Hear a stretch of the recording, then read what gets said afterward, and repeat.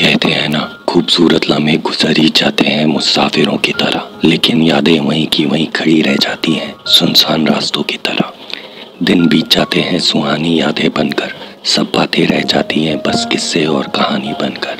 मगर यादें तो दिल में ही रहती हैं हमेशा हमेशा, प्यार की खूबसूरत निशानी बनकर। कुछ यादें वक्त के साथ धुंधली नहीं होती, बल्कि और भी गहरी हो जाती हैं तेरी यादें जब भी मेरे पास आती हैं। कुछ हसीन पल जो हमने साथ बिताए थे, उन लम्हों की याद दिला जाती हैं। कभी टूटा ही नहीं दिल से तेरी यादों से रिश्ता मेरा। कुछ यादें संभाल रखी हैं मैंने और कुछ यादों ने संभाल रखा है मुझे।